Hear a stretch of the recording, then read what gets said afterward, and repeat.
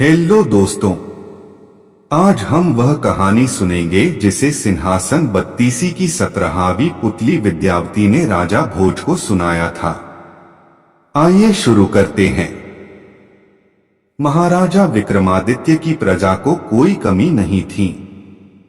सभी लोग संतुष्ट तथा प्रसन्न रहते थे। कभी कोई समस्या लेकर यदि कोई दरबार आता था, उसकी समस्या को तत्काल हल कर दिया जाता था। प्रजा को किसी प्रकार का कष्ट देने वाले अधिकारी को दंडित किया जाता था। इसलिए कहीं से भी किसी तरह की शिकायत नहीं सुनने को मिलती थी। राजा खुद भी वेश बदलकर समय समय पर राज्य की स्थिति के बारे में जानने को निकलते थे। ऐसे ही एक रात जब वे वेश बदलकर अपने राज्य का भ्रमण कर रहे थे, तो उन्हें एक झोंपड़े से एक बातचीत का अंश सुनाई पड़ा। कोई औरत अपने पति को राजा से साफ साफ कुछ बताने को कह रही थी और उसका पति उसे कह रहा था कि अपने स्वार्थ के लिए अपने महान राजा के प्राण वह संकट में नहीं डाल सकता है। विक्रम समझ गए कि उनकी समस्या से उनका कुछ संबंध है। उनसे रहा नहीं गया। अपनी प्रजा की हर समस्या को हल करना वे अपना कर्तव्य समझते थे। उन्होंने द्वार खटखटाया तो एक ब्राह्मण दंपत्ति ने दरवाजा खोला। विक्रम ने अपना परिचय देकर उनसे उनकी समस्या के बारे में पूछा तो वे थरथर कांपने लगे। जब उन्होंने निर्भय होकर उन्हें सब कुछ स्पष्ट बताने को कहा तो ब्राह्मण ने उन्हें सारी बात बता दी। ब्राह्मण दंपत्ति विवाह के 12 साल बाद भी निस्संतान थे।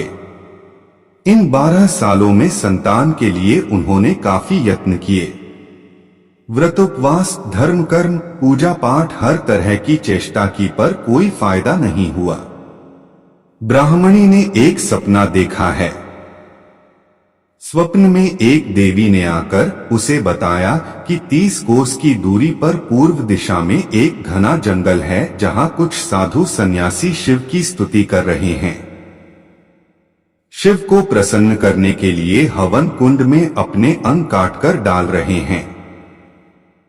अगर उन्हीं की तरह राजा विक्रमादित्य उस हवन कुंड में अपने अंग काटकर फेंकें, तो शिव प्रसन्न होकर उनसे उनकी इच्छित चीज मांगने को कहेंगे। वे शिव से ब्राह्मण दंपत्ति के लिए संतान की मांग कर सकते हैं और उन्हें संतान प्राप्ति हो जाएगी। विक्रम ने यह सुनकर उन्हें आश्वासन दिया कि वे यह कार्य अवश्य करेंगे।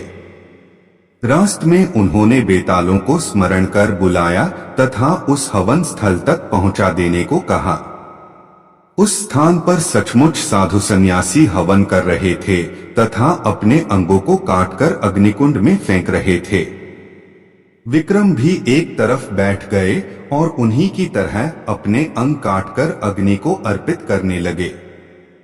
जब विक्रम सहित वे सारे जलकर राख हो गए तो एक शिवगण वहां पहुंचा तथा उसने सारे तपस्वियों को अमृत डालकर जिंदा कर दिया, मगर भूल से विक्रम को छोड़ दिया।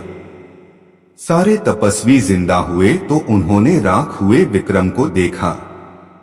सभी तपस्वियों ने मिलकर शिव की स्तुति की तथा उनसे विक्रम को जीवित करने की प्रार्थना करने लगे।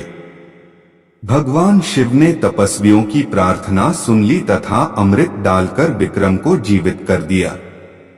विक्रम ने जीवित होते ही शिव के सामने नतमस्तक होकर ब्राह्मण दंपत्ति को संतान सुख देने के लिए प्रार्थना की।